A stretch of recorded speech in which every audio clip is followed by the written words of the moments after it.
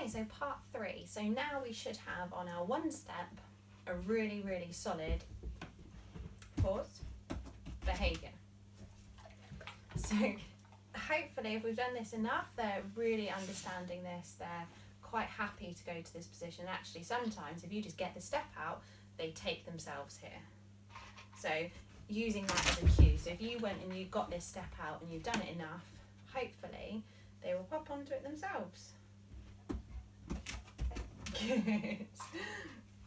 So what we're going to do now is, poor things, confuse them again. So we've got it on one step. We now need to try some other steps. Now, I say steps, they don't have to be a step. You can put this onto a ramp. You can put it onto just a raised platform, a book, thick book of some description. There's lots and lots of options. I'm going to use 2 examples that got out in the very, very first session. So I'm going to go with this pink one. So it's slightly higher. It's going to be a bit harder for it. It's a bit smaller and it's actually also a bit slippier, so we need to be aware of that. Hopefully she'll have a good little look at it and think about it, and she'll pop up onto it.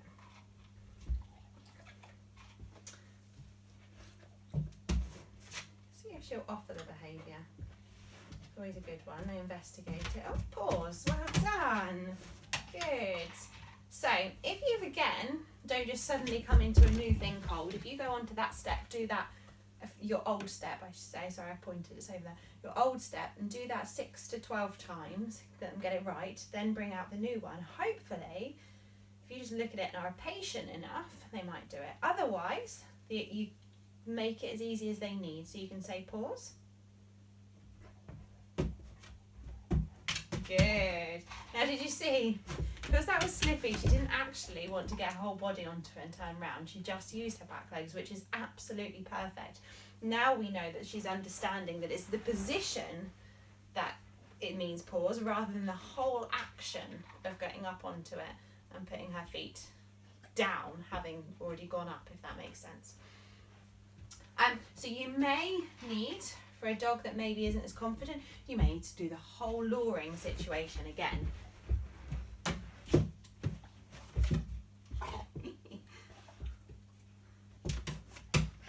Good. Sometimes it is hard for them to understand that, but we just, again, are patient. You might only have to go halfway. Pause. But none of this is wrong. This is totally up to what your dog is able to do and what they understand from what we've taught them. Pause.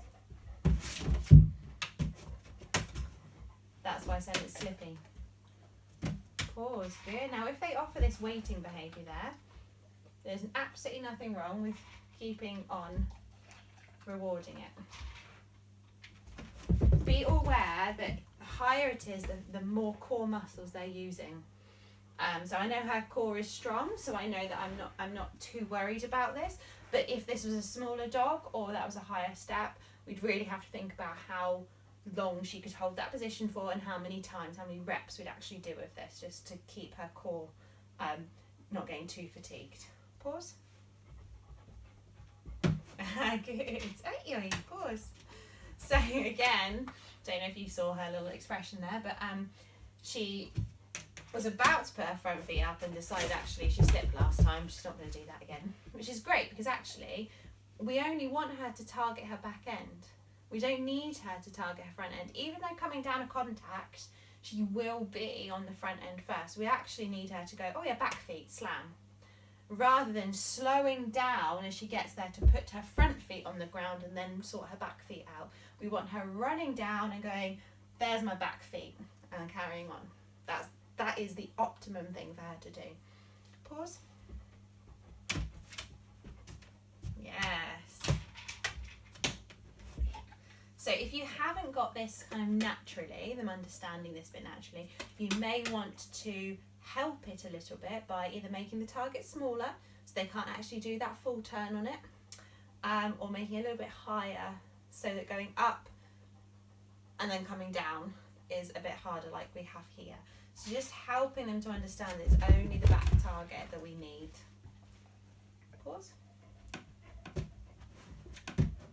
Good. So once they've started understanding, what we're going to go back through is everything again.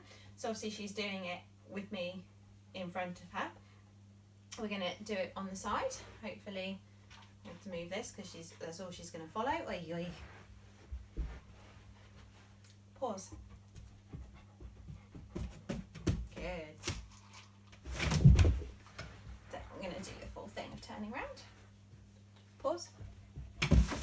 Oh, pop it. And move myself as far away as I can in the space of this camera. Pause. Just going to look for something up here to do pause on. Pause. Good. Well done. Pause. Good. I'm going to see if I can do it without turning. Pause. I'm going to be patient. Good. So sometimes it's all about the patience. So, being fairly successful on this second one, you may want to make sure you do 2 or 3 sessions on one different one before you move on to a third. Your dog may have picked it up so quickly that you just think, actually, let's try another one. Whenever your dog gets confused, go back a step. So if you then introduce a third one or a fourth one or a fifth one, and it breaks down, even when you've tried to help them again, so you've gone back to luring them on, you've given them a little bit more of a body language cue, you've given them a treat in place to really boost their confidence. If they're still not quite understanding, go back. So if I'm about to use this third one and she doesn't get it, I'm going to go back to the second one. I might even go back to the very first one to make sure she's confident and optimistic and knowing that she is doing the correct thing. It's me that's making it harder and not her that's getting it wrong. That is the really important thing. Oh, sorry, Pop it. Right, so this one, as I said, this is quite a hard one. But again, the actual target is quite small and it's quite high. So this one, she should hopefully just swing her back legs up on. She may use the step. So we'll just see. We'll see how it goes. Pause. I'm going to help support her again.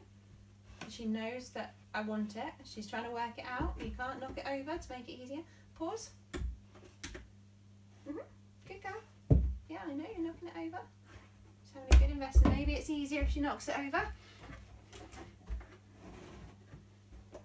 No, she. Give me. Come on. Pause. Good girl. Is that on? Come on. Yes.